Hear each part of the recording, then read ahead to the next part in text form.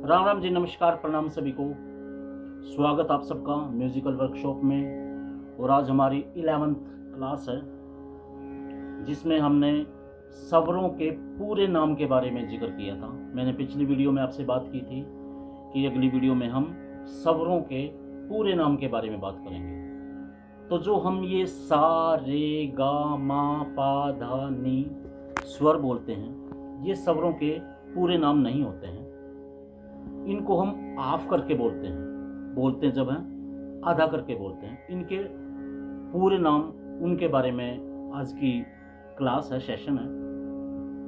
तो हम सा को बोलते हैं षडज, रे को बोलते हैं रेशम, गा को बोलते हैं गंधार, मा को बोलते हैं मध्यम, पा को बोलते हैं पंचम, धा को बोलते हैं धैवत और नी को बोलते हैं निषाद। यानी कि स्वरों को अगर हम पूरे रूप से बोलेंगे तो इस तरह से बोलेंगे: षडज, रेशब, गंधार, मध्यम, पंचम, धैवत और निषाद। और हम शॉर्ट रूप में आप सब जानते हैं सा रे गा मा पा धा नी से जानते हैं। तो स्वरों के पूरे नाम ये होते हैं। इसके बाद हम बात करते हैं स्केल के बारे में। स्केल किसे कहते हैं? स्केल जो होता है, स्केल की डेफिनेशन है जिस स्वर से सिंगर गाना शुरू करता है उसको स्केल बोलते हैं। कोई सी शार्प से, कोई डी से, कोई डी शार्प से, कोई एफ से, कोई एफ माइनर से, ऐसे आपने नाम सुने होंगे। तो उनके बारे में हम बातचीत कर रहे हैं। सबसे पहले हमें स्केल के बारे में जानना है। स्केल किसे कहते हैं? जिस स्वर से सिंगर गाना शुरू करता है उसको स्केल कहते हैं। तो आइए मैं आप सबको बताता हूँ किस स्वर को इंग्लिश में या हिंदी में किस नाम से बोला जाता है, जिस स्वर से हम स्केल अपना बना सकते हैं। उसको सबका अलग अलग स्केल होता है। तो मैं आपको प्रैक्टिकल रूप करके बताऊंगा कि इस स्वर को किस स्केल पे बोलेंगे, इस स्वर को किस स्केल के रूप में हम जानते हैं।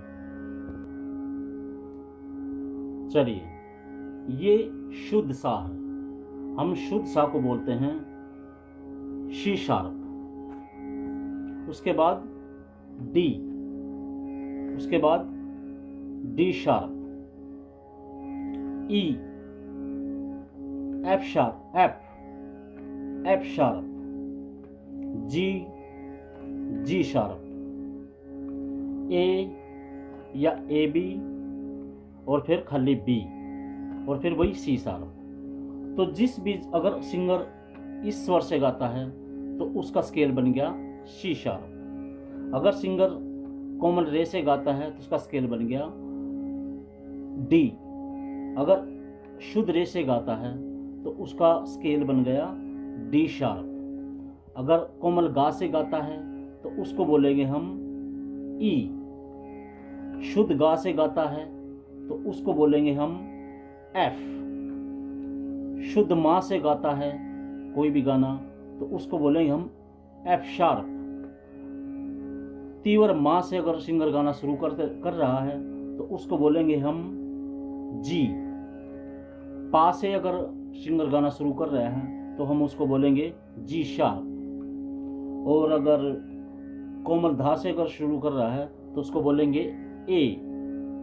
और शुद्ध धा से अगर सिंगर गाना शुरू कर रहा है तो उसको बोलेंगे ए बी या ए शार्प। और कोमल नी से अगर सिंगर गाना शुरू कर रहे हैं तो उसको बोलेंगे हम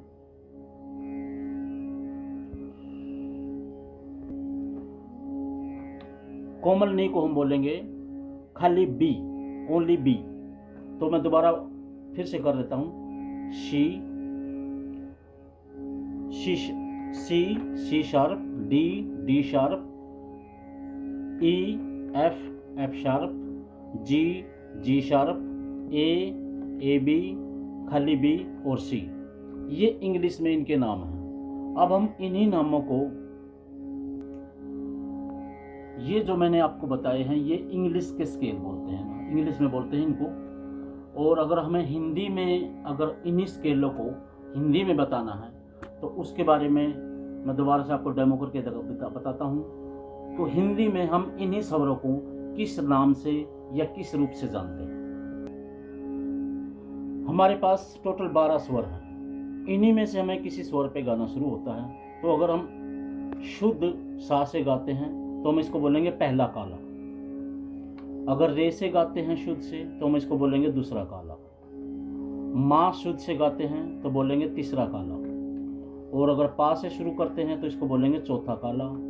और अगर धा से शुद्ध से शुरू करते हैं तो इसको बोलेंगे पांचवा काला। यानी कि हमारे पास 5 काले स्वर हैं और 7 सफेद स्वर हैं। तो हम अगर इन स्वरों पे से सफेद स्वरों से गाना शुरू करते हैं तो अगर हम डी से स्टार्ट करते हैं तो इसको हम हिंदी में बोलेंगे पहला सफेद, दूसरा सफेद, तीसरा सफेद, चौथा सफेद, पांचवा सफेद, छठा सफेद और 7वां सफेद।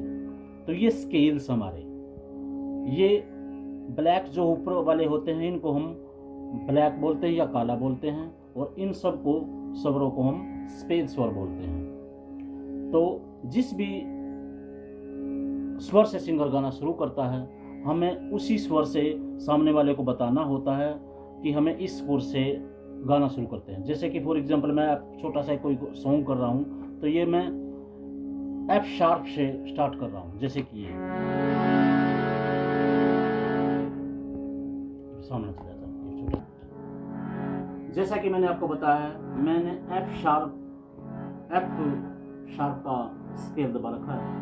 तो एफ से हम अगर हम स्टार्ट करते हैं तो ऐसे गाएंगे हम सांसों